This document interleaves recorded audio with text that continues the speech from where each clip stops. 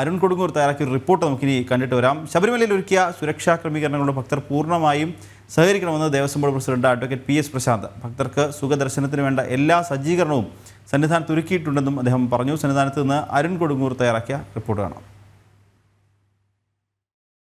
ഭക്തിയുടെ പാരമ്പര്യത്തിലാണ് സന്നിധാനം ഒന്നാകെ എല്ലാവരും കാത്തിരിക്കുന്ന ആ മകരവിളക്ക്, അതോടൊപ്പം തന്നെ തിരുവാഭരണം ചാർത്തിയുള്ള അയ്യൻ്റെ ദീപാരാധന, അതിനുള്ള ഒരു കാത്തിരിപ്പിലാണ് ഭക്തസഹസ്രങ്ങൾ ഒന്നാകെ. എല്ലാവിധ ക്രമീകരണങ്ങളും സന്നിധാനത്ത് പൂർത്തിയാക്കിയിരിക്കുകയാണ്. Devaswom board president advocate PS Prashanth തന്നെ നമുക്ക് ഒപ്പം ചേരുകയാണ്. എന്തായാലും എല്ലാവിധ ഒരുക്കങ്ങളും പൂർത്തിയായിരിക്കുകയാണ്. എങ്ങനെയാണ് ഒരുക്കങ്ങളൊക്കെ വിലയിരുത്തുന്നത്? എങ്ങനെയാണ് ഭക്തജനങ്ങൾ കാത്തിരിക്കുന്ന മുഹൂർത്തം ഇന്ന് വൈകുന്നേരമാണ്.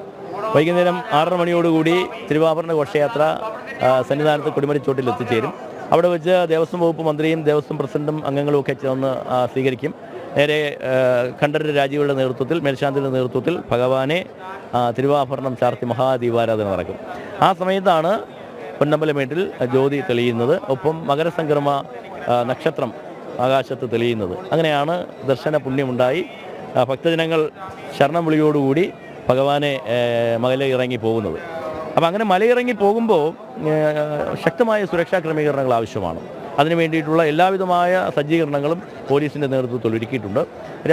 ഇന്നലെ രാവിലെ 10 മണിയോടുകൂടി ADGPയുടെ നേതൃത്വത്തിൽ, പത്തനംതിട്ട SPയുടെ നേതൃത്വത്തിൽ വളരെ സുരക്ഷാ ക്രമീകരണങ്ങൾ വിലയിരുത്തുകയുണ്ടായി. അവിടെ ഇന്നലെ തന്നെ ഏതാണ്ട് 1.5 ലക്ഷം ഭക്തജനങ്ങൾ പാണ്ടിത്താവളത്ത് തന്നെ നിലയുറപ്പിച്ചിരുന്നു. അവർക്ക് ആവശ്യമായിട്ടുള്ള ഭക്ഷണം ഇന്നലെയും ഇന്നുമായി ദേവസ്വം ബോർഡ് കൊടുക്കുകയാണ്. കാരണം അല്ലെങ്കിൽ അവർ ഭക്ഷണം പാചകം ചെയ്യും. പക്ഷേ ആ ഭക്ഷണം പാചകം ചെയ്യുന്നത് അപകടമാണ്, തീയൊക്കെ വരുമ്പോൾ. അതുകൊണ്ട് തന്നെയാണ് ആ ഉദ്യമം. ഭക്ഷണം അവർക്ക് അരികിലേക്ക് ഞങ്ങൾ എത്തിച്ചു കൊടുക്കുകയാണ്.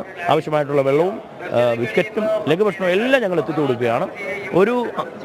ഇന്ന് വൈകുന്നേരം 7 മണി മുതൽ ഒരു 10 മണി വരെയാണ് ഒരു ക്രൂഷ്യൽ പോയിന്റ്. 1-2 ലക്ഷം ആളുകൾ ഒരുമിച്ച് ഒന്നായി പമ്പയിലേക്ക് ചെല്ലുമ്പോൾ ഓരോ ചുവടും വളരെ ശ്രദ്ധയോടുകൂടി നമുക്ക് വയ്ക്കാൻ സാധിക്കണം. പോലീസ് എത്രയധികം സുരക്ഷാ ക്രമീകരണങ്ങൾ ഉണ്ടാക്കിയാലും ഒരു സ്വയം നിയന്ത്രണം കൂടി ഇല്ലെങ്കിൽ കാര്യങ്ങൾ കൈവിട്ടു പോകുന്നൊരവസ്ഥ വരും. അതുകൊണ്ട് ഓരോ കാൽവയ്പും വളരെ ശ്രദ്ധയോടുകൂടി സന്നിധാനം മുതൽ പമ്പ വരെ വച്ച് വളരെ സുരക്ഷിതമായി ഭക്തജനങ്ങൾ വീട്ടിലെത്തിയാൽ മാത്രമേ ദേവസ്വം ബോർഡിന് ആശ്വാസമാവുകയുള്ളൂ. എല്ലാവിധ ഒരുക്കങ്ങളും പൂർത്തിയായിക്കൊണ്ട്, എല്ലാവിധ ക്രമീകരണങ്ങളും പൂർത്തിയായിക്കൊണ്ട് മണ്ഡല മകരവിളക്ക് മഹോത്സവത്തിന്റെ ഏറ്റവും പ്രധാനപ്പെട്ട ആ ഒരു ദിവസത്തിലേക്ക് സന്നിധാനം ഒന്നാകെ എത്തിയിരിക്കുകയാണ്.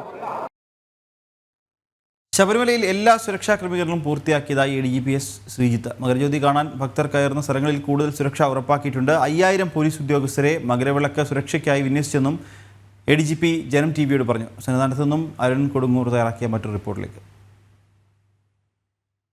ശബരിമലയിലെ ഏറ്റവും പ്രധാനപ്പെട്ട ചടങ്ങിലേക്കാണ് പോകുന്നത്. മകരവിളക്കാണ്. മകരവിളക്കിന് വേണ്ട എല്ലാ ഒരുക്കങ്ങളും ക്രമീകരണങ്ങളും എല്ലാം തന്നെ സന്നിധാനത്ത് പൂർത്തിയായിരിക്കുകയാണ്. നമുക്കൊപ്പം ADGP ശ്രീജിത്താണ് നമുക്കൊപ്പം ഉള്ളത്. എന്തായാലും ഏറ്റവും പ്രധാനപ്പെട്ട, ഏറ്റവും തിരക്കേറിയ ഒരു ദിവസത്തേക്ക് വരികയാണ്. എന്തായാലും സന്നിധാനം ഒന്നാകെ ഭക്തരെ കൊണ്ട് നിബിഡമായിരിക്കുകയാണ്. എല്ലാ ഒരുക്കങ്ങളും പൂർത്തിയായില്ലേ?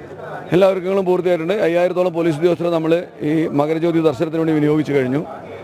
ഇടുക്കി, എരുമേലി, പമ്പ, നിലയ്ക്കൽ, സന്നിധാനം ഇവിടങ്ങളിലായിട്ട് ഇത്രയും പോലീസ് ഉദ്യോഗസ്ഥരുണ്ട്. പിന്നെ ഇത് കൂടാതെ 1440ഓളം പോലീസ് ഉദ്യോഗസ്ഥർ തിരുവാഭരണ ഘോഷയാത്രയുടെ കൂടെയും അകമ്പടി സേവിക്കുന്നുണ്ട്. പോലീസിൻ്റെ വിന്യാസം പൂർണ്ണമാണ്. തയ്യാറെടുപ്പുകളും പൂർണ്ണമായി കഴിഞ്ഞു. വേറെ പ്രശ്നങ്ങളൊന്നും നമ്മൾ മുൻകൂട്ടി കരുതേണ്ടതുണ്ടെന്ന് എനിക്ക് തോന്നുന്നില്ല. തീർത്ഥാടകരെല്ലാവരും കൃത്യമായി ഈ വകുപ്പുകളുടെ, എല്ലാ സർക്കാർ വകുപ്പുകളുടെയും നിർദ്ദേശങ്ങൾ പാലിച്ചുകൊണ്ട് നാളെ മലയിറങ്ങണം, ജ്യോതി ദർശനം കഴിഞ്ഞ് ഇറങ്ങണമെന്നും സ്വവസതികളിലേക്ക് തിരിച്ച് സുരക്ഷിതരായി എത്തണം എന്നുള്ളതാണ് ഞങ്ങളുടെ തീർത്ഥാടനത്തിൻ്റെ ഒരു വിജയമായിട്ട് ഞങ്ങൾ കാണുന്നത്. അതിന് ഭഗവാൻ അനുഗ്രഹിക്കട്ടെ. ഭഗവാൻ നിന്ന് നേരിട്ട് നടത്തുന്ന ഒരു ബന്ദോബസ്തായിട്ടാണ് ഞങ്ങളിതിനെ കാണുന്നത്. അപ്പോൾ ഭഗവാന്റെ ഭക്തരുടെ ദാസരായിട്ട് നിൽക്കാൻ പറ്റുന്ന അവസരം വലിയൊരു ഭാഗ്യമായിട്ട് കരുതുന്ന പോലീസ് ഉദ്യോഗസ്ഥരാണ് ഇവിടെ ഏറിയ പങ്കം. അപ്പോൾ അവർ എല്ലാവരും കൃത്യമായി നാളെയും ഡ്യൂട്ടി ചെയ്ത് എല്ലാവർക്കും സുരക്ഷിതമായൊരു തീർത്ഥാടനകാലം ഉറപ്പിക്കാൻ പറ്റുമെന്നാണ് ഞാൻ വിശ്വസിക്കുന്നത്. ആദ്യ ദിവസം അങ്ങേ കണ്ട ദിവസം അങ്ങ് പറഞ്ഞില്ല, ഭഗവാനാണ് ഇവിടെ എല്ലാ നിയന്ത്രണങ്ങളും ഒരുക്കുന്നത്, പ്രശ്നങ്ങളൊന്നുമില്ലാതെ തന്നെ മുന്നോട്ട് കൊണ്ടുപോകും. ആ വാക്കുകൾ തന്നെയല്ലേ? അത് ഇതുവരെ തെളിഞ്ഞല്ലോ. അപ്പം ഞാൻ ആ പറഞ്ഞ വാക്കുകൾ തെറ്റിയിട്ടില്ല. ഭഗവാൻ കൂടെയുണ്ട്. ഭഗവാൻ മുന്നിൽ നിന്ന് നയിക്കുകയാണ്. സർവ്വസൈന്യാധിപനായിട്ടുള്ള ഒരു ഭഗവാൻ എന്നാണ് ഞാൻ എൻ്റെ മനസ്സിൽ കാണാറുള്ളത്. അപ്പോൾ എൻ്റെ സൈന്യത്തിൻ്റെ നേതൃത്വം അദ്ദേഹത്തിന് തന്നെയാണെന്നാണ് ഞാൻ വിശ്വസിക്കുന്നത്, ഇവിടെ പ്രത്യേകിച്ച്. അപ്പോൾ അങ്ങനെ ആ സൈന്യാധിപൻ്റെ മുഖ്യ ദ്വാരപാലകനായിട്ടാണ് എനിക്കിവിടെ ഒരു റോള്. ആ റോള് പൂർത്തീകരിക്കാൻ അദ്ദേഹം തന്നെ അനുഗ്രഹം തരുന്നുള്ള ഉറച്ച വിശ്വാസത്തിലാണ് ഞങ്ങൾ ഈ ബന്ദോബസ്ത് ചെയ്യുന്നത്. അതിന് യാതൊരു സംശയമില്ല. നാളെ അതിന് വിജയിക്കുകയും ചെയ്യും. അത് തന്നെയാണ്, പൂർണ്ണമായ ആത്മവിശ്വാസത്തോടെ മുന്നോട്ട് പോകുന്നത്. എന്തായാലും എല്ലാവിധ ക്രമീകരണങ്ങളും പൂർത്തിയായിരിക്കുകയാണ്. എന്തായാലും കൂടുതൽ പോലീസ് ഉദ്യോഗസ്ഥരെ എല്ലാം തന്നെ നിയമിച്ചുകൊണ്ട് കർശനമായ ഒരു സുരക്ഷാ ക്രമീകരണങ്ങൾ തന്നെയാണ് സന്നിധാനത്ത് ഒരുക്കിയിരിക്കുന്നത്.